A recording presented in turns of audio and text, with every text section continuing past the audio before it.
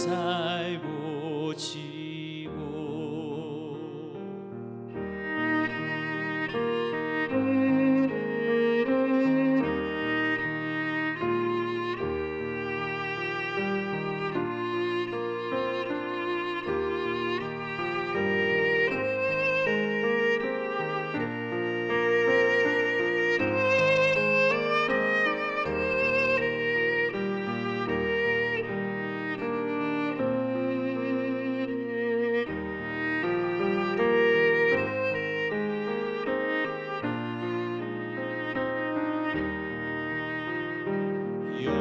영원한 주님 내 승리의 주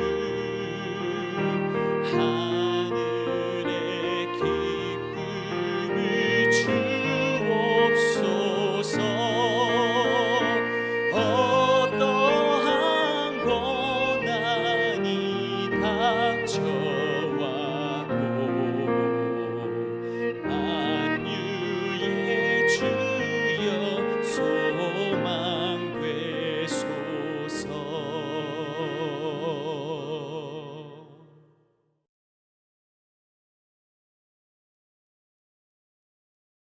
샬롬. 오늘 같이 함께 나누실 말씀은 마가복음 4장 21절에서 25절입니다. 제가 봉독하겠습니다. 또 그들에게 이르시되 사람이 등불을 가져오는 것은 말 아래에나 평상 아래에 두려 함이냐 등경 위에 두려 함이 아니냐. 드러내려 하지 않고는 숨긴 것이 없고 나타내려 하지 않고는 감추인 것이 없느니라. 들을 귀 있는 자는 들으라.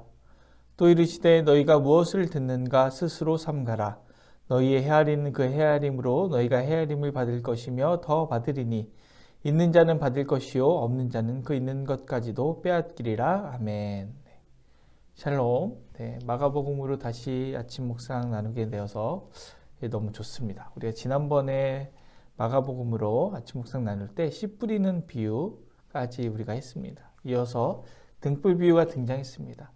우리는 씨 뿌리는 비유를 통해서 여러 밭이 있다는 것을 알았습니다. 그리고 씨 뿌리는 비유를 듣고 그 해설까지 들은 제자들은 아마 이것이 궁금했을 것입니다. 나는 어떤 밭인가? 나는 길가인가? 가시밭인가? 돌밭인가? 아니면 옥토인가?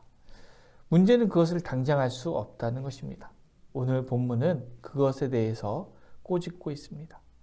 오늘 본문은 마태복음의 산상수훈에도 약간 유사한 구절이 있고 누가복음에도 비슷한 구절이 있습니다. 우리에게 더 친숙한 마태복음의 산상수훈은 다음과 같습니다. 마태복음 5장 15절 16절입니다.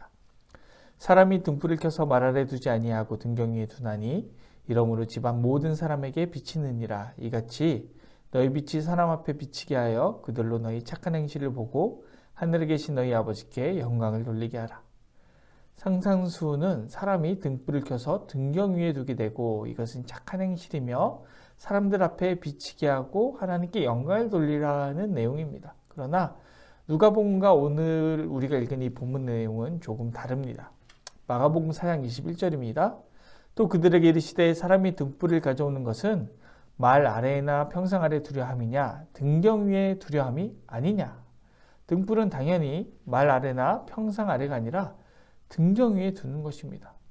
이것처럼 4장 22절을 보면 드러내려 하지 않고는 숨긴 것이 없고 나타내려 하지 않고는 감추인 것이 없느니라. 숨긴 것이 없고 감추인 것이 없다. 이것은 마가복음에서 계속해서 반복해서 등장하는 은밀성과 연관이 있습니다. 예수님께서 하나님의 아들이신 것이 분명한데 1장 1절이 하나님의 아들 예수 그리스도의 복음의 시작이다. 이렇게 시작하지 않습니까? 그런데 예수님께서 십자가에 달리실 때의 로마 백부장을 제외하면 이 귀신들 빼고는 그 누구도 예수님께서 하나님의 아들이신 것을 알지 못하는 것과 같습니다. 마가복음 4장 22절이 조금 헷갈리시면 누가복음 버전으로 이해하시면 조금 더 쉬운데요. 누가복음 8장 17절입니다. 숨은 것이 장차 드러나지 아니할 것이 없고 감춘 것이 장차 알려지고 나타나지 않을 것이 없느니라. 무엇이냐면 예수님이 하나님의 아들이신 것이 지금은 감춰져 있지만 결국에 예수님께서 십자가에 못 박혀 돌아가실 때 그것이 밝히 드러나게 되듯이 우리도 어떤 밭인지는 지금 아리까리하지만 결국에는 그것이 무조건 드러나게 되어 있다는 것입니다. 그래서 하나님은 말씀하시는 것입니다. 너희들이 어떤 밭인지 장차 완전히 드러나게 될 것이다. 제가 지난번에는 이 밭과 마가복음의 등장인물을 비유해서 설명했습니다. 바리새인이나 헤롯 당과 같은 자들은 길가입니다. 베드로는 돌밭이었고 부자 청년이라고 알려진 한 사람은 가시떨기이고 맹인거지 바디메오는 옥토밭이었습니다. 지금 4장까지 읽은 상황에서는 누가 어떤 밭인지 알 수 없지만 마가복음이 진행되면서 누가 어떤 밭인지 드러나게 되는 것입니다. 그래서 23절과 함께 24절이 등장하시는 것입니다. 24절의 말씀은 사실 아주 무서운 말씀입니다. 또 이르시되 너희가 무엇을 듣는가 스스로 삼가라. 너희의 헤아리는 그 헤아림으로 너희가 헤아림을 받을 것이며 더 받으리니. 이 말씀이라는 씨앗이 뿌려질 때 너희가 무엇을 듣는가 스스로 삼가라 하였습니다. 더 이해하기 쉽도록 조금 번역이 사실은 굉장히 어려운데요. 직역해서 말씀드리겠습니다. 너희가 듣는 것을 보라. 이것입니다. 여러분 소리를 어떻게 봅니까? 듣는 것을 어떻게 봅니까? 이것이 의미하는 것이 무엇입니까? 말씀이 씨앗이라면 그 우리에게 뿌려지는 씨앗이라는 말씀이 우리에게 어떻게 받아들여지는지 보라는 것입니다. 그것을 볼 때에 너희가 헤아리는 그 헤아림으로 헤아림을 받을 것이라는 것입니다. 조금 어려운데 무슨 뜻일까요? 너희가 옥토인지 길가인지 돌밭인지 가시밭인지 헤아려 보라는 것입니다. 헤아려 봤을 때 너희가 느낀 그대로가 맞다는 것입니다.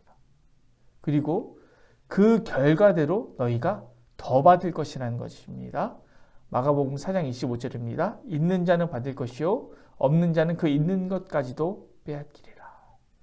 이것이 무슨 의미입니까? 우리가 옥토이면 옥토인 대로, 좋은 밭이면 좋은 밭인 대로 오히려 그것보다 더 받을 것이요. 우리가 만약 길가밭이라면 더 빼앗길 것이다. 이 말씀입니다. 여러분, 우리는 말씀을 어떻게 받고 있습니까? 여러분, 우리가 다 좋은 밭이길 원하지 않으십니까? 그런데 좋은 밭처럼 말씀을 받고 있습니까? 오늘 하나님께서 내가 말씀을 어떻게 받고 있는지 확인하라고 말씀하시는 것입니다. 여러분, 그것을 확인하고 계십니까? 여러분이 말씀을 듣는 것을 보고 계십니까? 어제가 주일이었습니다. 제가 어제 설교회에서 드리는 말씀은 아니고요. 혹시 어떤 말씀이었는지 기억하고 계십니까?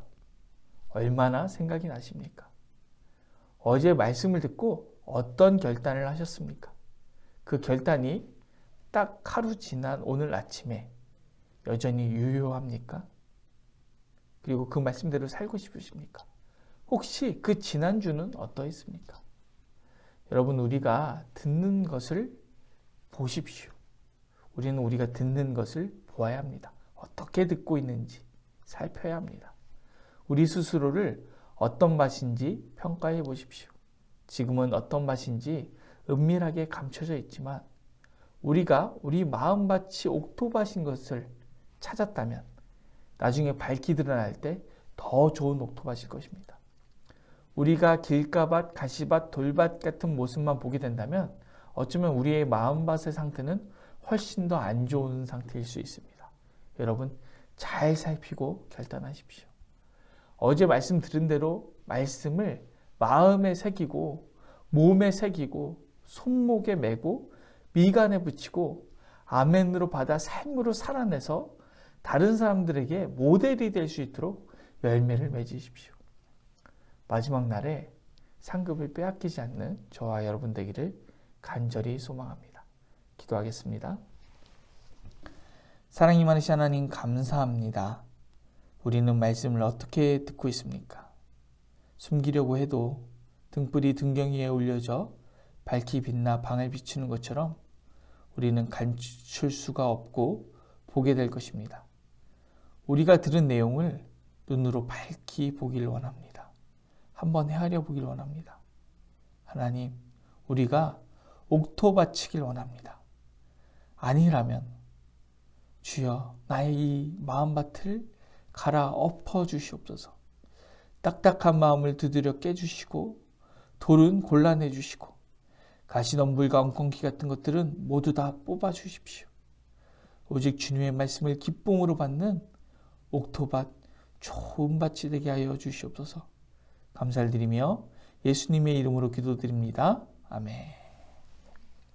오늘 도고 기도는 아프리카 세네갈 양승윤 선교사님 그리고 그 가정을 위하여서 그리고 그 사역지를 위하여서 기도하시겠습니다.